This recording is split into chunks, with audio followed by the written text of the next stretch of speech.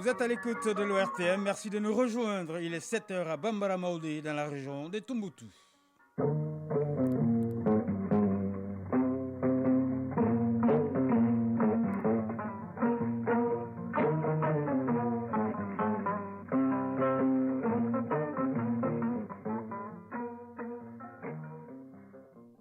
Le journal Kodi Sibi.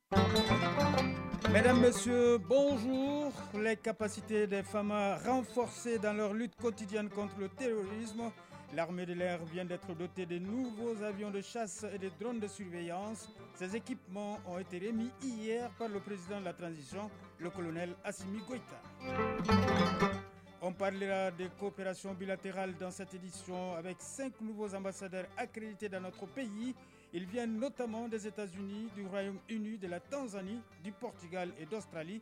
Ces diplomates ont promis d'œuvrer à renforcer davantage les liens de coopération entre leur pays et le Mali. Deux rendez-vous importants pour notre football. Nous sommes en sport. L'équipe nationale des moins de 23 ans se déplacera à Dakar pour jouer le 22 mars prochain contre le Sénégal en éliminatoire de la CAN. Les Aigles seniors recevront 2 jours plus tard les Scorpions de la Gambie en éliminatoire de la CAN 2023. Les sélectionneurs des deux équipes seront tout à l'heure en conférence de presse à la FEMAFOOT à partir de 10h. La chronique du développement nous parle aujourd'hui de la filière mangue qui a connu une année particulièrement difficile en 2022, nous dira Soumela Berté. Voilà pour le sommaire. Bienvenue dans ce journal. L'armée de l'air se dote de nouveaux avions de chasse et des drones de surveillance, des équipements qui vont renforcer les capacités opérationnelles des forces armées maliennes dans leur lutte contre le terrorisme. Les avions sont des types Albatros, des fabrications russes et les drones de type TB2 de marque turque. Le président de la transition, le colonel Assimi Goïta, a procédé à la remise de ces nouveaux vecteurs aériens à l'armée de l'air. C'était hier matin au pavillon présidentiel de l'aéroport international président Modibo Keïta Sénou, le compte-rendu de Bourama Traoré.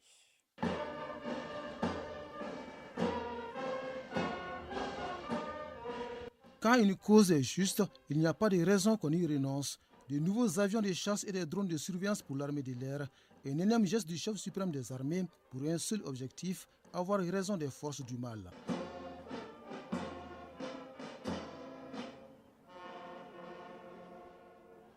Quatre avions d'attaque et d'entraînement avancés de type Albatros et de fabrication russe, 3 drones TB2 de marque turque ne sont qu'une partie des nouvelles acquisitions au profit de l'armée de l'air, des équipements plus qu'adaptés pour la chasse aux terroristes. Général de brigade Aloubou Idjara, chef d'état-major de l'armée de l'air. Ces appareils hautement polyvalents augmentent significativement nos capacités d'observation, de reconnaissance, de renseignement, de surveillance, ainsi que notre force de frappe par tout temps et en tout lieu.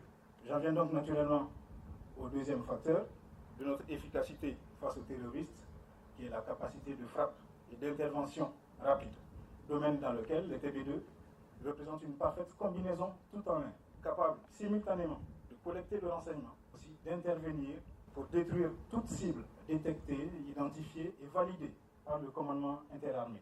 Ces nouveaux appareils ont déjà permis d'accélérer le renversement de la tendance, faisons dire que grâce à tout cela, la peur a changé de camp. Flashback. Le 19 janvier 2023, le président de la transition a remis presque les mêmes types d'équipements aux forces armées maliennes. Un acte qu'il répète volontiers ce 16 mars 2023, soit moins de 3 mois après. Une constance dans la quête de sécurité devenue une priorité absolue. Colonel Sadio Kamara, ministre de la Défense et des anciens combattants. Dans cette quête de sécurité, vous avez choisi la voie du courage pour l'efficacité et le résultat au détriment de la facilité d'une transition molle et sans saveur.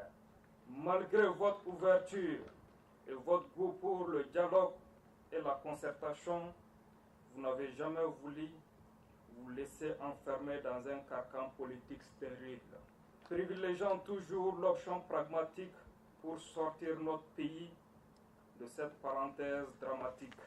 C'est ainsi que pour briser une dépendance sécuritaire créée et entretenue de longue date par des partenaires dont les agendas inavoués sont désormais connus de tous, vous avez impulsé une diversification de nos partenaires, ouvrant notre coopération à tous ceux qui valorisent la loyauté, la sincérité, l'efficacité dans les relations entre les peuples dans un esprit gagnant-gagnant. Sans conteste, les nouvelles acquisitions renforcent la nouvelle posture offensive des forces armées maliennes dans la lutte contre les groupes terroristes. Déjà, ces avions russes et drones turcs ont fait leur preuve sur les charts des opérations selon les bénéficiaires qui en sont très heureux. Général de brigade Alou Bouidjara, chef d'état-major de l'armée de l'air. Les aviateurs sont particulièrement heureux et fiers de recevoir ces outils modernes et ils savent les exploiter sans complexe. Nous restons toutefois lucides et nous nous rappelons à chaque instant que leur emploi doit se faire dans le seul intérêt des opérations militaires élaborées pour sécuriser nos populations et sécuriser leurs biens. Les règles d'engagement et les protocoles d'utilisation sont suffisamment stricts pour éviter tout amalgame et toute confusion entre combattants et non-combattants pour la meilleure protection des populations civiles. Aucune action létale de ces aéronefs ne saurait être dirigée contre nos populations. Aucune autorisation de tir n'est donnée chaque fois qu'un doute subsiste sur la qualité de la cible. Chaque fois qu'il y a un doute sur l'identification de la cible, l'armée malienne s'abstient. Quand un engagement est réel, on devient sourd aux sirènes des marchands d'illusions et aux discours dénudés de toute réalité. Tel semble être le cas pour les FAMA qui restent droits dans leurs bottes. Colonel Sadio Kamara, ministre de la Défense et des anciens combattants. Nous ne nous laisserons pas distraire par des déclarations tendancieuses de quelque nature que ce soit et qui sont destinées à saper le moral de nos troupes.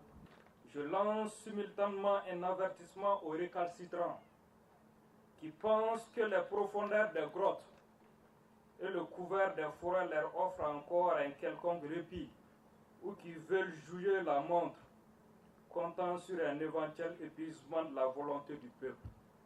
Vos actions de harcèlement et vos attaques lâches contre les populations civiles ne font que confirmer votre perte de vitesse. Soyez sûrs de ne jamais retrouver le repos, du moins jusqu'à ce que nos bombes et nos troupes d'assaut vous traquent et vous envoient vers le repos éternel. Le repos éternel pour ceux qui resteront campés sur leur position, car pour les forces armées maliennes, la paix et la stabilité du Mali n'ont pas de prix.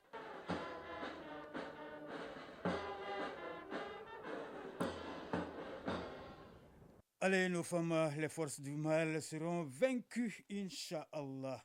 5 nouveaux ambassadeurs accrédités au Mali. Ils viennent des États-Unis, du Royaume-Uni, de la Tanzanie, du Portugal et d'Australie. Tous ont remis hier après-midi leur lettre de créance au chef de l'État, le colonel Assimi Goïta. Chacun entend œuvrer à renforcer la coopération bilatérale entre son pays et le Mali. Les détails, Ibrahim Traoré. Balai diplomatique à la présidence de la République qui déroule le tapis rouge à 5 nouveaux ambassadeurs. D'abord, Rachna Kaur Honen, ambassadeur des États-Unis au Mali, une diplomate de carrière. Elle a précédemment occupé au département d'État américain le poste de directrice des bureaux exécutifs des affaires du Proche-Orient, de l'Asie du Sud et du Centre. Elle a été consul général à Dharan, en Arabie Saoudite, et a occupé des postes de responsabilité dans plusieurs ambassades américaines, notamment au Sri Lanka, en Arabie Saoudite, en Irak, au Koweït et en Inde. À Washington, elle a été assistante spéciale de sous-secrétaire pour le management.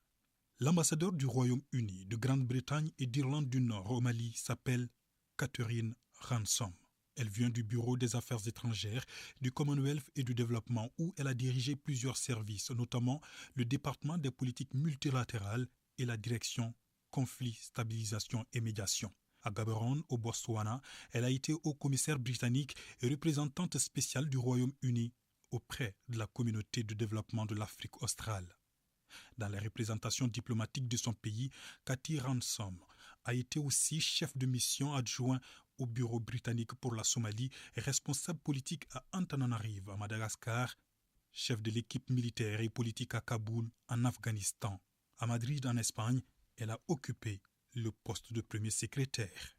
Dr Benson Alfred Bana est le nouvel ambassadeur de la République unie de la Tanzanie au Mali.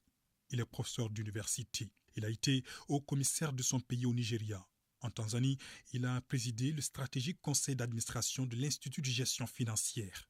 Nommé académicien à l'université de Dar es Salaam, il y a occupé plusieurs postes. Chef du département de sciences politiques et d'administration publique, administrateur et président de services juridiques.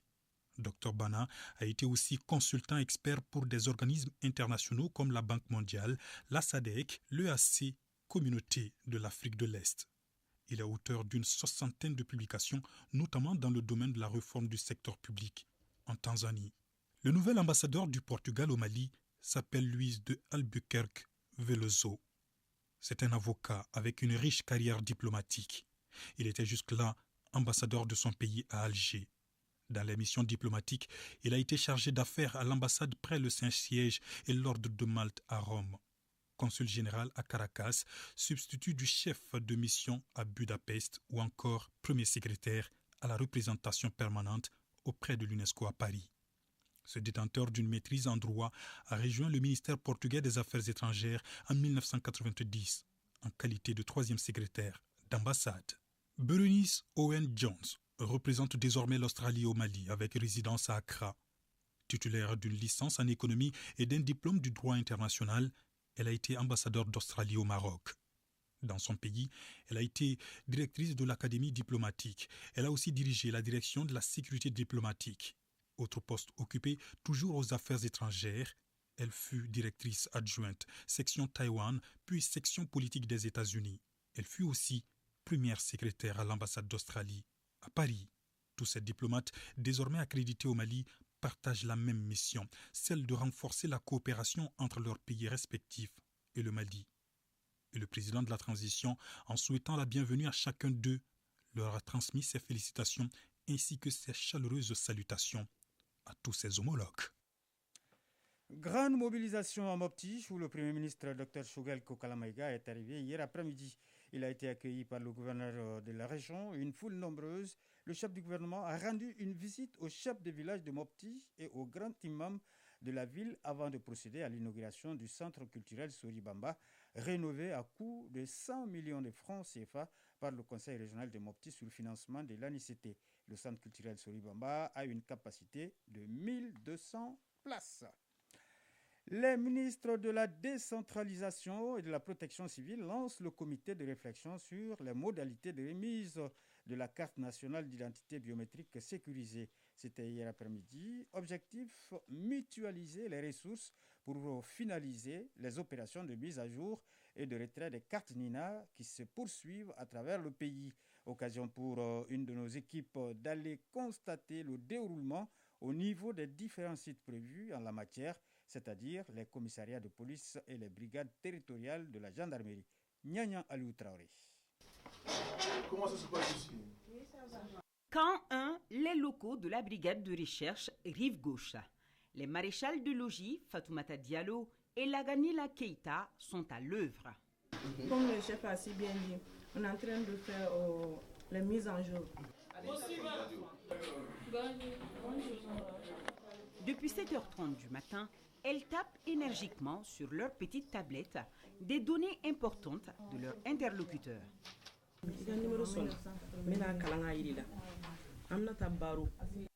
L'opération consiste à mettre à jour les données biométriques de chaque Malien sur l'ensemble du territoire. Même ambiance et même ferveur à la tâche au 1er arrondissement de police.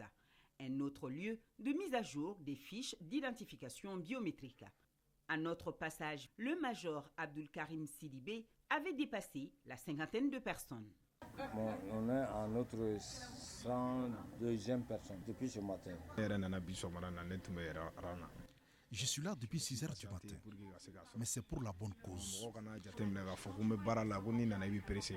Pour amoindrir ces désagréments, l'État vient à la rescousse avec le lancement du comité de réflexion sur les modalités de remise de la carte nationale d'identité biométrique sécurisée. Colonel Abdoulaye Maïga. Le président nous a instruit de créer ce comité qui a essentiellement pour mission de mutualiser nos ressources. Les ressources humaines, les ressources matérielles. Actuellement, la mise à jour est pilotée essentiellement par le ministère de la Sécurité. Tout va aller vite, et même très vite, estiment les autorités.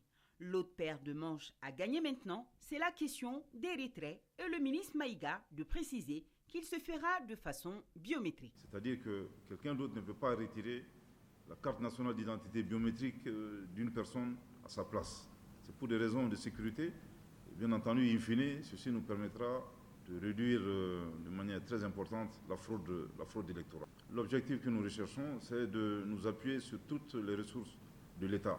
Nous comptons impliquer les représentants de l'État, les sous-préfets, les préfets, les gouverneurs, les élus des collectivités territoriales qui jouent un grand rôle. Autre information de taille pour faciliter encore davantage les opérations de mise à jour, le ministre de la Sécurité a entrepris de rapprocher les agents d'enrôlement du public. Des équipes mobiles formées sont ici déployées dans les différentes structures de l'État. Colonel Abdoulaye Maïga. À partir du 1er avril 2023, donc dans une dizaine de jours, et l'instruction que nous avons reçue de la part du chef de l'État, c'est que l'opération soit la plus sereine et la plus professionnelle possible, menée sur l'ensemble du territoire national, mais également en dehors du Mali, à la fois les ambassades et les consulats. Toutes les dispositions sont prises par la CMDT pour l'approvisionnement des producteurs de coton en engrais et semences pour la campagne cotonnière à venir. Sur les 120 000 tonnes d'engrais que la compagnie a commandées, plus de 50% ont déjà été réceptionnés et distribués aux organisations paysannes. Le constat a été fait par la mission conjointe CMDT-IER qui s'est rendue dans la filiale sud de Sikasso et celle du nord-est de Koutiala. Les détails avec nos envoyés spéciaux Siaka Konaté et Toumani Diabaté. Pour la campagne cotonnière 2023, il n'y aura pas de retard dans la fourniture des engrais et des semences aux producteurs, comme c'était le cas l'année dernière. Plus de la moitié des 120 000 tonnes d'engrais commandées par la CMDT est déjà disponible. Les taux de mise en place oscillant entre 50 et 70%. Mourou Diakité, directeur de la production agricole de la CMDT. La CMDT, en rapport avec les producteurs, a commandé une quantité suffisante d'intrants agricoles. Si je prends un seul exemple sur le complexe coton qui est l'un des engrais les plus importants, nous avons commandé 120 000 tonnes. 120 000 tonnes, c'est 800 000 hectares. Donc, et sur ces 120 000 tonnes, nous sommes déjà à plus de 50% à cette date. Nous sommes à plus de 60% pour l'urée, nous sommes à plus de 53% pour le complexe céréal. Si on fait un recul, ça fait plus de 5 à 6 ans, on n'avait jamais atteint ce taux. À la filière nord-est de la CMDT Koutiala, sur une prévision de plus de 76 000 tonnes de complexes coton, de complexes céréaliers et durés, plus de 35 000 tonnes ont été réceptionnées et distribuées aux organisations paysannes. Ibrahima Sissoko, administrateur général de la filiale nord-est de la CMDT. Aujourd'hui, après le bilan de la campagne écoulée, nous nous sommes engagés pour relancer encore la culture du coton, pour encore réussir la grande production cotonnière que la CMDT a toujours connue. Quand on prend le complexe coton ou le complexe céréal ensemble, nous sommes à plus de 55% déjà de réception, contre à peu près 0% l'année dernière. Ça veut dire qu'il y a un engagement, il y a vraiment des disponibilités pour les engrais. Pour l'urée, nous sommes à plus de 70% de réception, ce qui rassure les producteurs et ce qui nous rassure aussi pour une très bonne campagne cotonnière l'année prochaine. Une fois réceptionnés par la filiale, les engrais sont acheminés par les camions de la CMDT et ceux des transporteurs privés vers les zones de production où les organisations paysannes se chargent de leur distribution aux producteurs. L'OP du village de Deresso, commune de Koutiala, a déjà reçu une grande partie de sa commande. Kadjumo Koulibaly, délégué à la production de l'OP de Deresso. Nous avons demandé et obtenu 300 sacs de complexe coton, 250 sacs de complexe céréales, il reste les 200 sacs d'urée. Nous avons déjà reçu plus de la moitié des engrais dont nous avons besoin. Même constat dans les villages de Nyesumana et de Gonsoumana, où les taux de livraison des intrants varient de 50 à 70%. Quelques mots de l'actualité hors de nos frontières. Fin de la visite de 48 heures au Niger du secrétaire d'État américain Anthony Blinken. Le chef de la diplomatie américaine s'est entretenu avec le président nigérien Mohamed Bazoum avant d'animer une conférence de presse conjointe avec son homologue Hosseini Massaoudou. La journée a été chargée à Niamey pour le secrétaire d'État américain après un entretien avec son homologue nigérien cap mis sur l'ambassade américaine. Une rencontre avec les jeunes repentis des Boko Haram, spécialement venus du lac Tchad, a permis au chef de la diplomatie américaine de s'imprégner du retour progressif de la paix dans cette zone où plus de 500 combattants des Boko Haram ont déposé les armes. À Yaoundé, au Cameroun, se tient ce vendredi la conférence des chefs d'État de la CEMAC, Communauté économique et monétaire de l'Afrique centrale, premier sommet de l'institution en présentiel depuis 2019 en raison de la crise du Covid-19. À l'ordre du jour, notamment, les impacts économiques et financiers de la guerre en Ukraine, l'avenir du franc CFA, les crypto-monnaies, le financement de la communauté. La paille de sport, c'est tout de suite.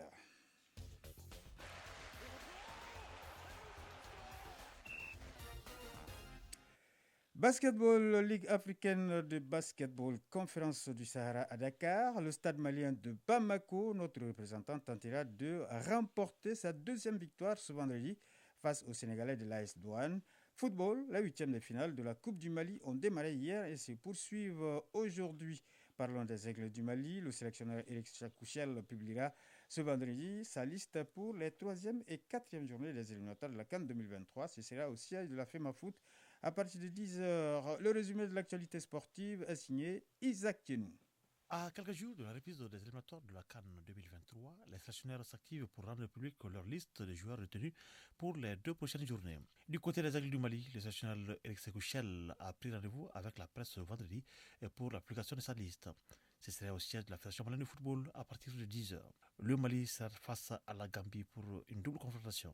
La première manche, c'est le 24 mars ici au stade du 26 mars au compte de la 3e journée. Et 4 jours plus tard, les Aigles se rendront au stade Mohamed V de Casablanca au Maroc pour défier l'équipe gambienne à l'occasion de la 4e journée, ce serait le 28.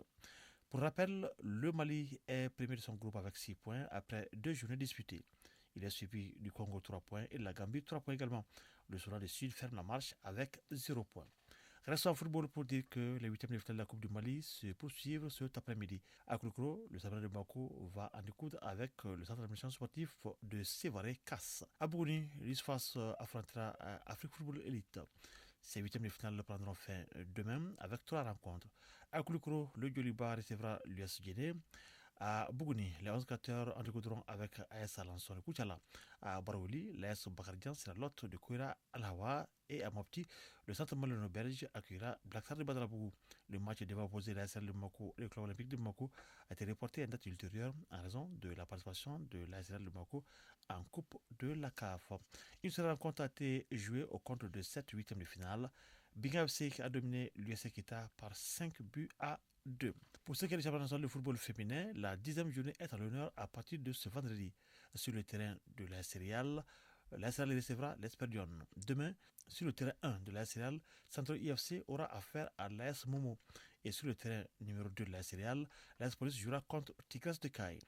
Les autres rencontres se joueront mercredi. Il s'agit bien de Amazon Commune 5, AS Sourou Mopti, ISFAS AS Mandé et AS Entente Badéa FC. Basketball à présent, Ligue africaine de basketball, conférence du Sahara Dakar 2023. Ce vendredi, le Sabrina de Bamako effectuera sa 3e sortie contre les Sénégalais de l'AS Douane. L'AS Douane n'a toujours pas gagné le moindre match dans ce tournoi, alors que le représentant malien compte une victoire. Les protégés de manager Kaba Kanté auront à cœur d'enchaîner avec une seconde victoire. Déjà, les Rwandais d'Energy Group est le premier club qualifié. La formation rwandaise a validé son billet pour la phase finale de la balle suite à son succès 69-55 sur les Sénégalais de l'AS Douane. Restons en basketball cette fois-ci sur le plan national pour parler du championnat national de première division. Au compte de la 3e journée cet après-midi, à partir de 15h, le Sabrina de Bamako sera face à Calaban Sport chez les dames. Le match des messieurs entre le Sabrina de Bamako et Atal Club étant reporté à une date ultérieure en raison de la participation du Sabrina à la Ligue de basketball africaine BAL. Cette rencontre sera suivie de AS Commune 6, ASL en dames également. Et enfin, l'AS Mandé jouera contre l'ASL en messieurs. Cette 3e journée prendra fin demain samedi avec 4 rencontres, 2 de dames et 2 de messieurs. Et toutes les rencontres se joueront cette fois-ci dans la salle Abdallah Hedra du stade du 26 mars. Chronique du développement.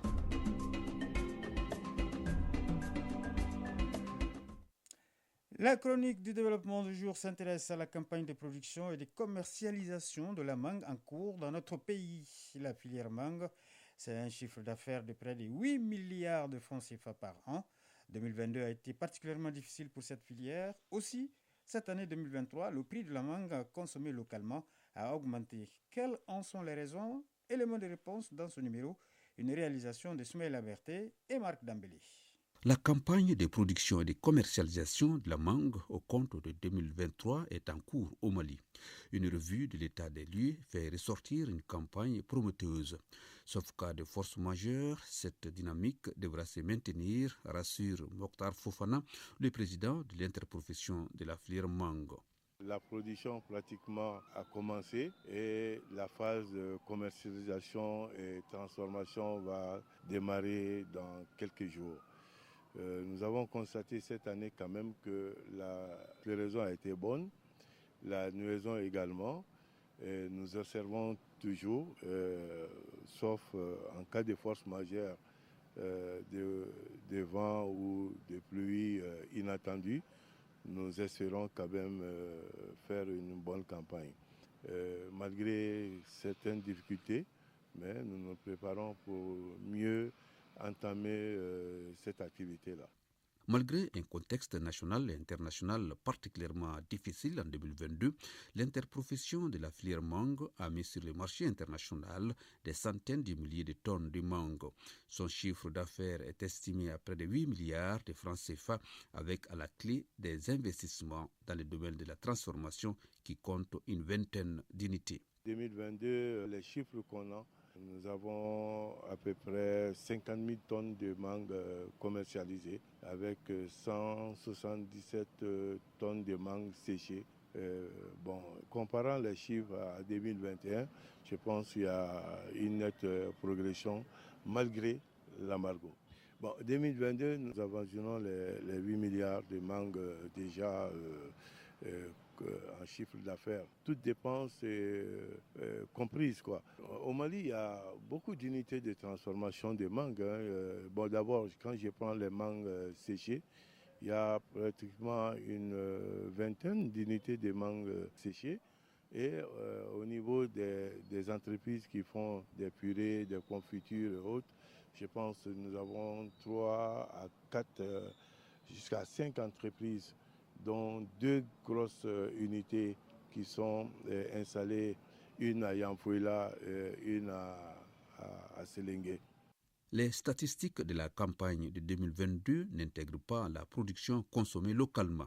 Et pourtant, cette année, le prix de la mangue destiné à la consommation locale a particulièrement grimpé.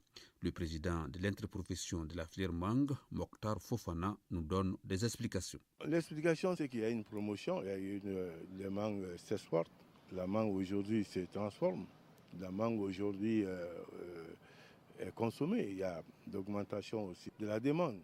Donc, cela s'explique à ça. Et aussi, il y a une véritable promotion qui a été faite par l'interprofession depuis pratiquement 10 ans et qui a éveillé un peu la conscience des gens et qui, les consommateurs ont compris non seulement la qualité nutritionnelle de la mangue, aussi tous ces effets que la mangue donne à l'être humain.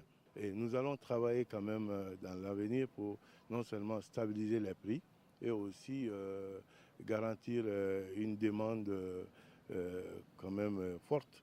Comme tous les autres produits d'exportation au Mali, la filière mangue n'a pas échappé aux difficultés conjoncturelles en 2022. Il s'agit de la hausse des prix des engrais consécutive à la crise en Ukraine et surtout les sanctions économiques et financières imposées à notre pays par les organisations communautaires ouest-africaines. Voilà, c'est la fin de ce journal. Mise en onde de Mamadou Diallo, présentation Koji Sibi. Merci au rédacteur en chef adjoint Ousmane Daou qui m'a aidé à le préparer. Journal que vous pourrez retrouver grâce à Tamsir Diabaté et son équipe sur www.ortm.ml.